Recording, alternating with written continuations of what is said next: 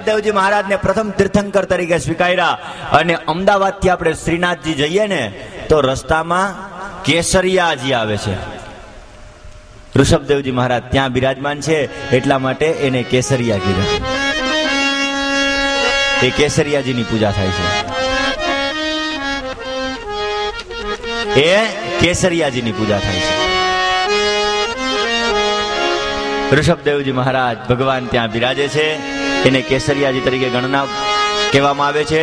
પંચમ સ્કંદની અંદર બે મહાન એવા જે ભગવાનના પરમ ભક્ત થઈ ગયા, જે પરમ જ્ઞાની થઈ ગયા, જે બે પરમ હંસો થઈ ગયા, એની કથા આવે. પહેલા પહેલા આપણે ઋષભદેવજી મહારાજની કથા સાંભળી. હવે બીજી કથા આવશે જડ ભરતની કથા, જે ભરતજીની કથા, જડ ભરત તરીકે કહેવામાં આવતા એની કથા.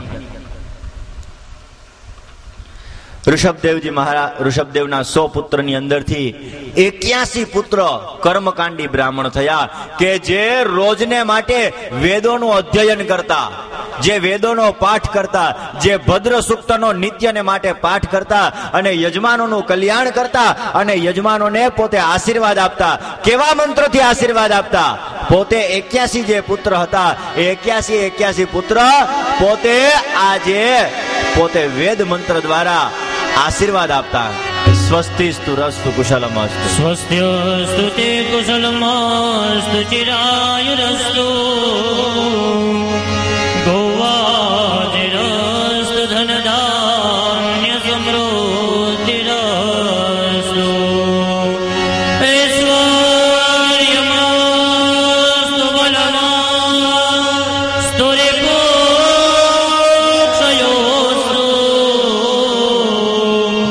વંશે સદૈવ ભવતામ હરિભાગ્યરસ્તુ. એવા ઋષભદેવજી મહારાજના 81 પુત્ર કર્મકાંડી બ્રાહ્મણ થયા, જેમણે કર્મ માર્ગ લીધો. 9 પુત્ર યોગેશ્વર થયા. એની કથા આપણે 11મા સ્કંદની અંદર એટલે કે 11 સ્કંદની અંદર જોશું. 9 પુત્ર રાજ્યાધિકારને પામ્યા. એમાં સૌથી મોટા પુત્રનું નામ હતું ભરત. ભાઈઓને દિશાઓનું રાજ્ય સોંપી અને ભરત પોતે ચક્રવર્તી રાજા થયો. ભરત નામ ઉપરથી આ દેશનું નામ પાડવામાં આવ્યું ભારત. ભરતજી પણ પરણ્યા, એને પણ પુત્રો થયા, દિવ્ય રાજ્ય કર્યું. પછી પોતાના ઉત્તરાધિકારી એટલે કે પોતાના પુત્રને રાજ્ય સોંપી અને પોતે ભગવાનનું ભજન કરવા માટે વનની અંદર ચાલ્યા જાય છે. એમણે નિવૃત્તિનો માર્ગ લઈ લીધો સંકીર્તન કરતા કરતા. जहाँ डाल डाल पर सोने की चिड़िया करती है बसेरा, वो भारत देश है मेरा, वो भारत देश है मेरा. એવો આપણો ભારત દેશ કે જેની અંદર અનેક ઋષિમુનિઓ થઈ ગયા. सोने की चिड़िया करती है बसेरा, वो भारत देश. જે ભરત નામ ઉપરથી ભારત પાડવામાં આવ્યું એ આ ભારત દેશ. जय भारती जय भारती जय भारती जय भारती जय भारती जय भारती जय भारती जय भारत जय भारती जय भारत. जहाँ सत्य अहिंसा और धर्म का पग पग लगता मेरा, वो भारत देश. સદાયને માટે સત્ય અને અહિંસા વડીલોને માન આપવામાં આવે એવો આપણો આ ભારત દેશ. वो भारत देश मेरा, वो भारत देश मेरा.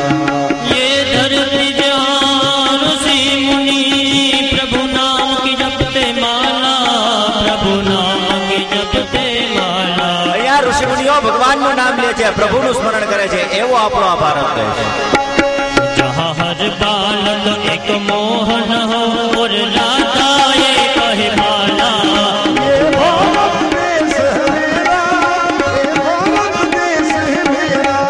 जहाँ डाल डाल पर सोने की चिड़िया करती है बसेरा, वो भारत देश मेरा, वो भारत देश मेरा.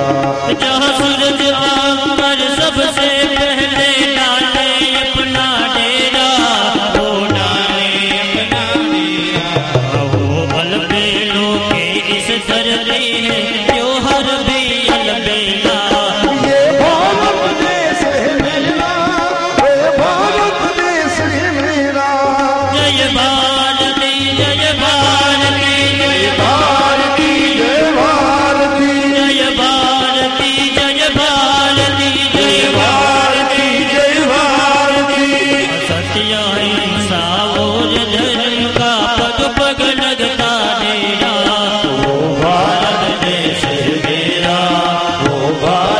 देश है मेरा, वो भारत देश है मेरा, वो भारत देश है।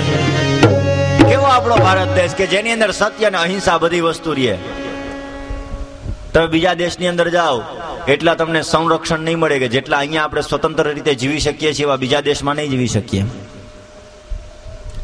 આમ ભરતજી મહારાજ પોતે પોતાનું બધું પોતાના પુત્રને સોંપી ગંડકી નદીના કિનારે પુલ્હાશ્રમની અંદર પોતે આવ્યા છે. આ નદીના કિનારે શાલિગ્રામ મળી આવે છે. આ નદીના કિનારે શાલિગ્રામ મળે. ન્યા જે શાલિગ્રામ મળે એ શાલિગ્રામને પ્રાણ પ્રતિષ્ઠા કરવાની જરૂર રહેતી નથી. એ સ્વયં પ્રતિષ્ઠિત છે. આ વિષ્ણુનું તીર્થ માનવામાં આવે છે. ત્યાં તેઓ આવી અને ભજન કરવા લાગ્યા. સાધકે સાધના કરતી વખતે સાવધાન રહેવું જોઈએ.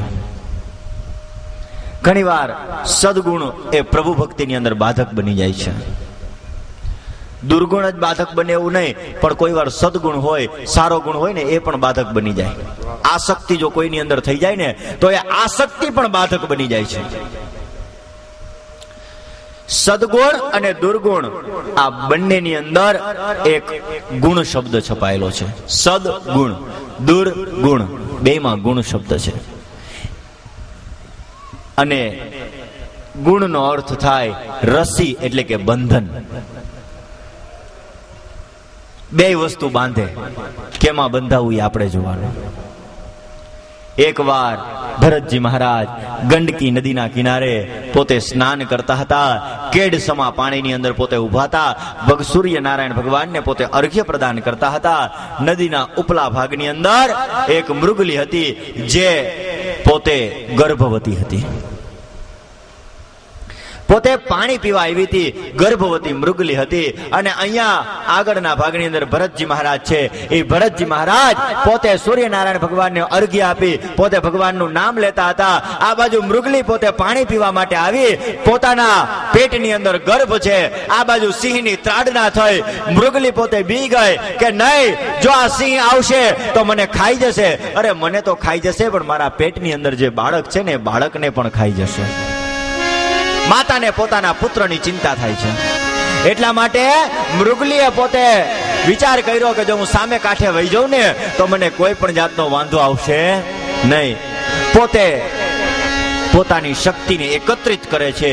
એકત્રિત કરી અને પોતે નદીને ઠેકવા માટે પોતે જોરથી છલાંગ લગાવે છે. અને એટલી બધી પોતે શક્તિ એકત્રિત કરી લીધી અને એટલા જોરથી પોતે છલાંગ લગાવવા ગઈ કે એનું ગર્ભ પાણીમાં વહેતું થઈ ગયું.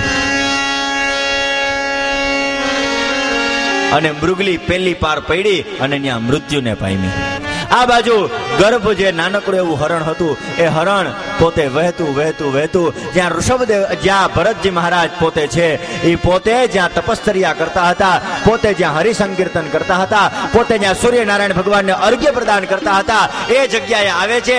આવી અને તરત જ ભરતજી મહારાજ પોતેને ઉઠાવી અને સાઈડમાં મૂકે છે.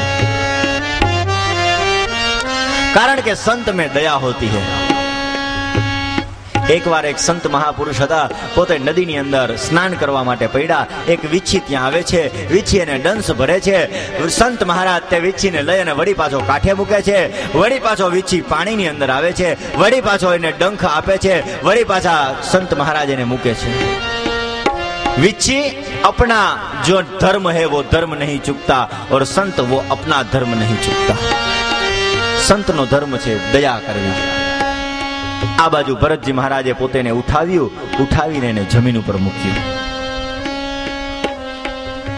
ભરતજી મહારાજ બચ્ચાને લઈ પર્ણ કુટીરની અંદર આવ્યા.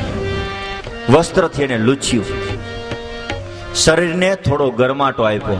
એટલે જે પાણીની અંદર વહેતું થયું હતું, બાળકનો જન્મ થયો હોય ને પાણીની અંદર વહે તો બાળકને ઠંડી લાગી જાય કે ન લાગી જાય? આપણા વડવાઓ એમ કહે છે કે 1 વર્ષ સુધી આપણે બાળકને હાચવવું પડે. શિયાળો, ઉનાળો, ચોમાસું હાચવવું પડે. એમ આજે ભરતજી એને લઈ અને પર્ણ કુટીર ની અંદર આવ્યા. એને થોડો ગરમાડો આપ્યો. 4-5 દિવસ ગયા તો બચ્ચું દોડવા માંડ્યું, હાલવા માંડ્યું. ગાયનું બચ્ચું હોય ને, વાછડું જન્મે તો થોડીક વારની અંદર પોતે હાલતું થઈ જાય. થોડીક જ વારો, માંડ 4-5 કલાક તો માંડ જોતી હશે કદાચ. કદાચ જોઈએ તો 7-8 કલાક, એનાથી વધારે તો ના જ જોઈએ. એટલે તરત હાલવા માંડે. શું કરવા? કારણ કે એને 4 પગ છે, એને હાથ આપ્યા નથી. અને આપણું વાછડું 3 વર્ષનું થાય, 2.5 વર્ષનું થાય, ત્યાં લગીને તેડવું પડે. 2.5-3 વર્ષનું થાય ત્યાં સુધી તેડવું પડે. ભગવાન કે તેડ તમ તાર, મેં તને હાથ આપ્યા છે ને એટલા માટે. એટલે આ બચ્ચું છે એ પોતે દોડવા લાગ્યું. પણ દયાને કોઈ દિવસ આસક્તિનું રૂપ ન ધારણ કરવું જોઈએ.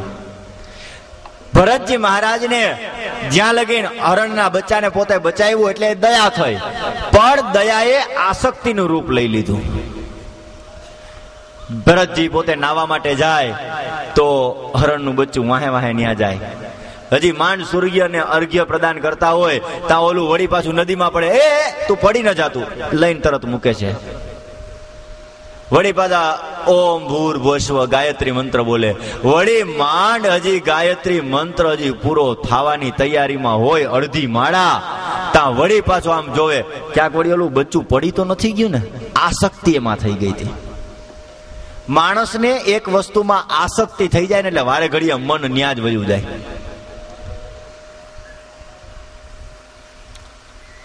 પૂજા કરવા માટે બેઠા હોઈએ અને જો પોતાની મન